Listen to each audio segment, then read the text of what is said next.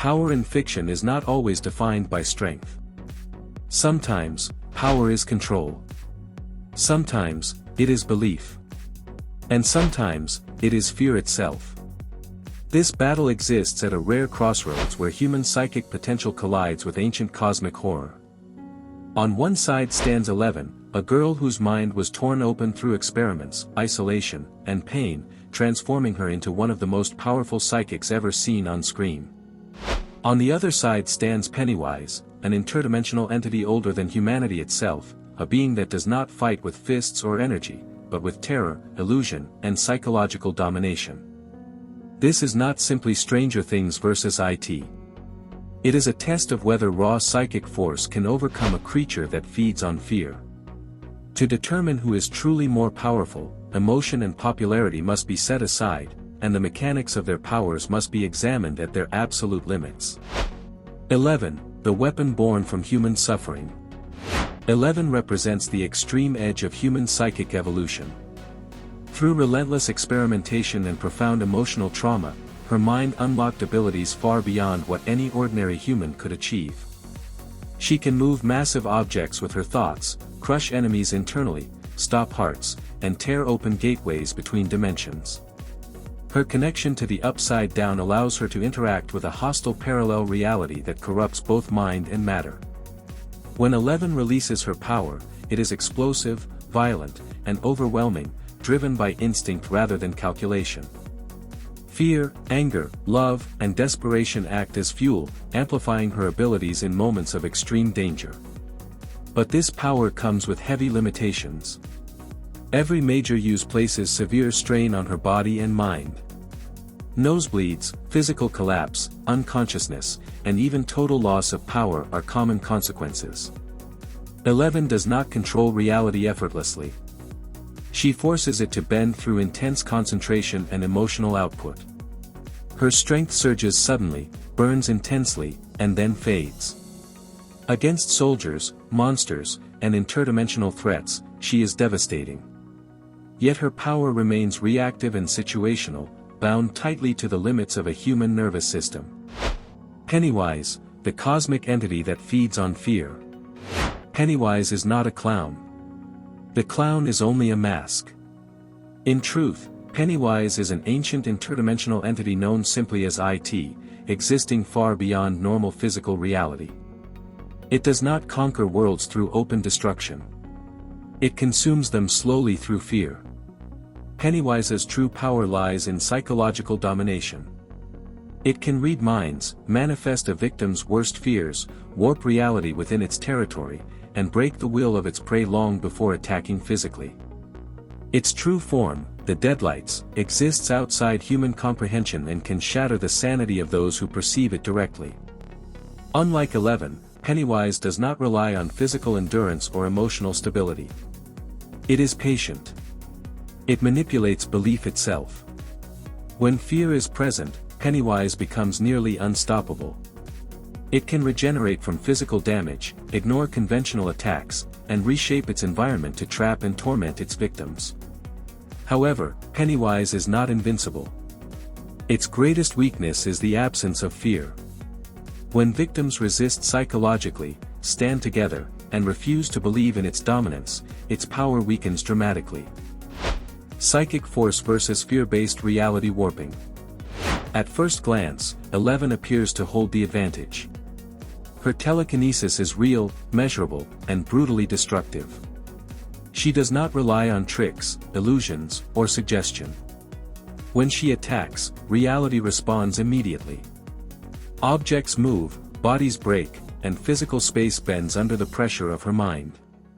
Against enemies that rely on intimidation and illusion, this level of raw psychic force can be extremely effective. Pennywise's physical manifestations, no matter how terrifying, remain vulnerable to direct psychic assault. If 11 enters the battle focused, emotionally grounded, and fearless, Pennywise loses its most important weapon. Without fear to feed on, its presence weakens, its illusions lose coherence, and its dominance over the environment begins to unravel. But this battle is never meant to remain physical. Pennywise does not win through strength or endurance. It wins by turning the mind against itself. Rather than confronting 11 head-on, Pennywise attacks from within. It digs into memory, trauma, and doubt, reshaping past pain into psychological weapons. 11's greatest strength is also her greatest vulnerability. Her power is fueled by emotion, and Pennywise is a master at manipulating emotion. Loss, isolation, abandonment, and fear are deeply embedded within 11's psyche. Pennywise does not need to overpower her telekinesis. It only needs to disrupt her focus. As emotional pressure increases, 11's control begins to fracture. Her telekinesis depends on clarity and concentration. When her thoughts are clouded by fear or uncertainty, her power becomes unstable. Pennywise thrives in this instability. The longer the battle continues, the more opportunities it has to erode her mental defenses. What begins as a clash of power slowly transforms into a war of endurance, where psychological strain matters more than raw force. Ultimately, the outcome hinges on a single factor: fear. If 11 maintains absolute mental resistance and refuses to believe in Pennywise's dominance, its power collapses rapidly. Without fear, Pennywise becomes weakened and exposed. But if fear enters her mind, even for a moment, Pennywise gains the upper hand. In that instant, illusion becomes reality, and control shifts from brute force to psychological domination. Final verdict: who is more powerful? 11 is one of the most powerful human psychics ever portrayed in modern storytelling. Within her world, she stands as a godlike force capable of changing outcomes, rewriting battles, and defeating horrors no ordinary human could ever survive. Her power is direct, destructive, and immediately effective. When 11 fights, she does not rely on deception. She confronts danger head-on, using overwhelming psychic force to break her enemies before they can fully react. Pennywise, however, operates on an entirely different axis of power. Its strength is not measured by physical dominance or raw energy output. Pennywise's true weapon is psychological control. It feeds on fear, belief, and mental vulnerability, turning emotion itself into a battlefield.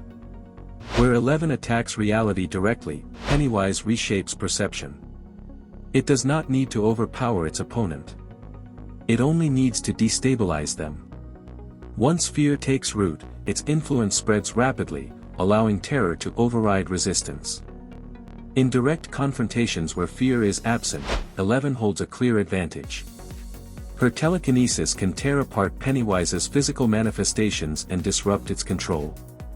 Without fear to feed on, Pennywise weakens, and its illusions collapse. But Pennywise does not depend on immediate victory. Time favors the creature that understands the mind. Over prolonged encounters, relentless psychological pressure begins to wear down even the strongest defenses. Doubt creeps in. Memories resurface. Focus fractures.